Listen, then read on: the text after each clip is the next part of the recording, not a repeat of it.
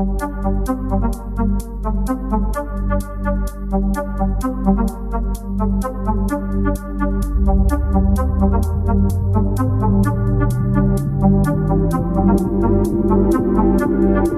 name's Tom Rinaldi, and I've just written this book called New York Neon, which has just been released by W.W. Norton. I wrote this book because visiting New York a lot as a kid, these signs were always here in kind of the backdrop. When I finally moved to New York in 2004, though, I noticed that so many of them were disappearing. And when they disappeared, they took with them great old places like Katz's over here, where the neon is just intertwined with this place that has been an institution of its neighborhood and an institution of the city. What we're looking at right now is Tom's Restaurant on 112th and Broadway, which is known to the world as Monk's Restaurant from Seinfeld. The sign first went up in about 1957. But one of the things that's really cryptic about it to me is that the Buildings Department records said it was put up for the Columbia Restaurant. And if you look at the lettering on the sign over there, you'll see that the lettering for Tom's is just slightly different than the lettering for restaurant, which makes me wonder, it used to say Columbia under where it said Tom's, and I have not been able to find this out from anybody. So this is just, for now, this is one of those little neon mysteries. We're outside of the famous Oyster Bar.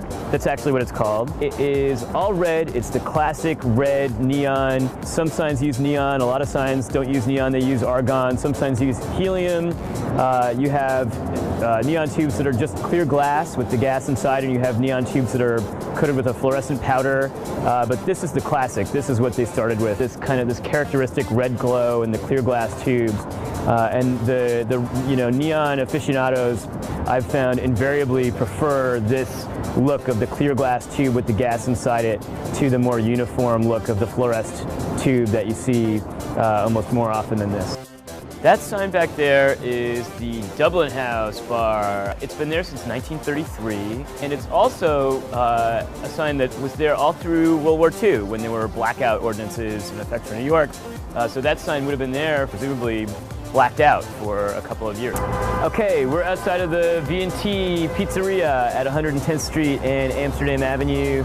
This sign, the funny thing about this sign is if you've ever seen Spike Lee's Do the Right Thing, the pizza place, which is Sal's Pizza Place in Brooklyn, it's like the same sign. It's exactly the same sign. I swear to God. I swear to God, the set designer for that movie went to Columbia and modeled that sign after this.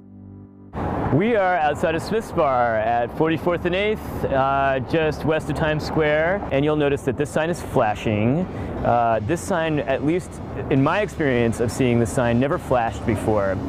And then sort of recently they got it flashing, possibly again, because one thing that I did find was that these signs, many of them did flash historically. So this sign, when it was new, might have flashed, but what makes them flash, there were these interesting little contraptions that broke easily. And often the flashers are the first thing that the store owner just said, forget it, don't want to deal with it anymore.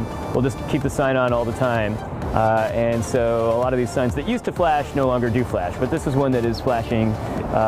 Whether it flashed historically or not, I don't know. Another neon mystery for you.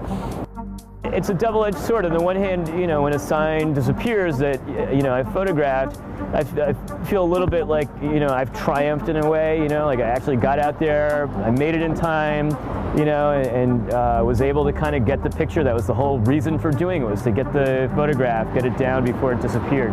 But at the same time, it's also, really, really sad to see these things going.